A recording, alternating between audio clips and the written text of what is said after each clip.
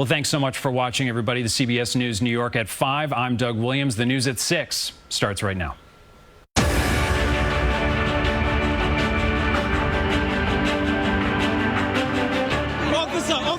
Right now at 6 o'clock, a struggle between several officers and one man who says he was repeatedly punched at a parade by police. It turned into probably one of the worst days of my life. What the NYPD is saying tonight. It has been another day of intense heat and humidity, and I am tracking some strong storms rumbling through our area, not just tonight, possibly parts of your weekend. Details on the red alert coming up in my first alert forecast. A mail carrier shaken and scared after she's held at gunpoint. I couldn't look at him. I was afraid. As the calls grow for better protection for postal workers on the job. And some much-needed waterfront green space in the Bronx for everyone to enjoy. Waterfront access should not be correlated with a person's income or a person's livelihood. Good evening. I'm Jessica Moore. A little bit of relief is on the way from that hot, sticky, oppressive heat. We are tracking storms right now after another round of high temperatures where people struggle to stay cool. We're on red alert tonight. Heat advisories for many areas were extended through tomorrow. The city announced its emergency heat plan will be in place through Monday, keeping cooling centers open. And there's an air quality alert for much of our area through 11 o'clock tonight. Let's get right over to Lonnie Quinn with our first alert forecast.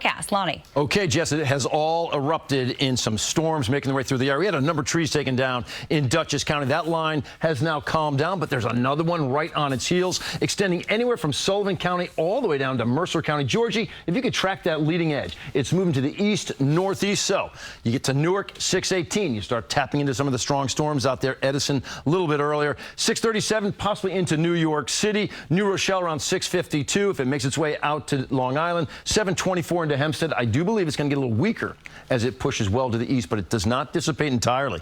A lot of heat built up out there today. It felt like, okay, these are not thermometer readings, but it felt like 105 in Newark, felt like 108 in Toms River, feeling like 98 earlier today in the city itself. So the first alert, red alert, stays in effect all the way through tonight. I think the risk for severe weather until about 9 o'clock, maybe 10 o'clock or so, feeling like a 98 to 100 for a good chunk of the area today. That storm risk and the flash flood risk could possibly be on the table again tomorrow. We'll talk about that a little bit later on, but right now, Jess, it's all yours. All right, thank you, Lonnie. And stay with us. We'll be tracking the storms and the heat all throughout the weekend. You can find the latest First Alert forecast on air and online at cbsnewyork.com.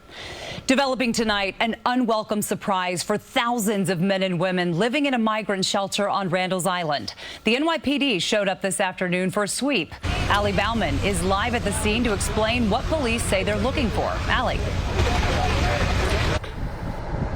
A mail carrier robbed at gunpoint along her route. How I feel?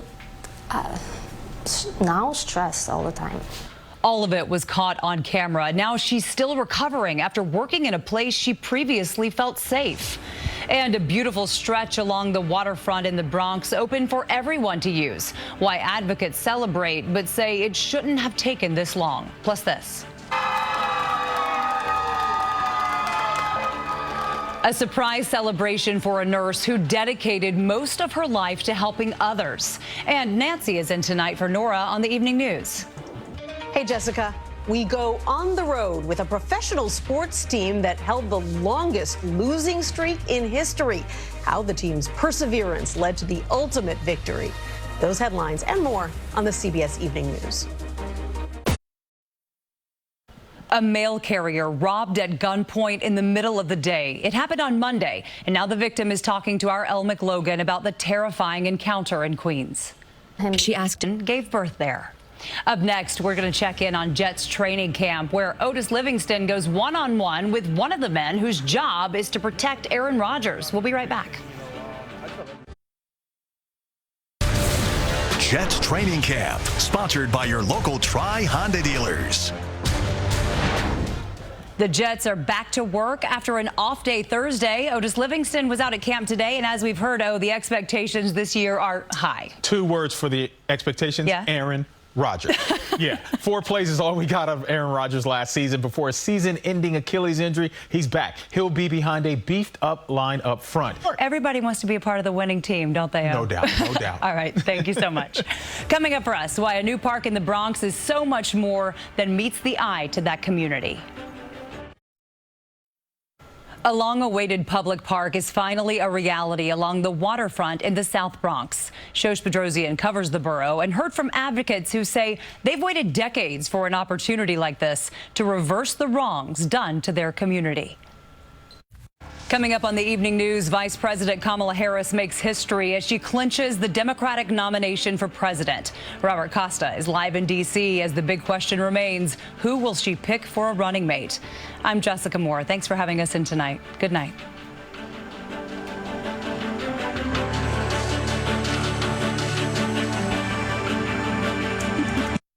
Tonight, the vice president secures the delegates needed to become the Democratic nominee.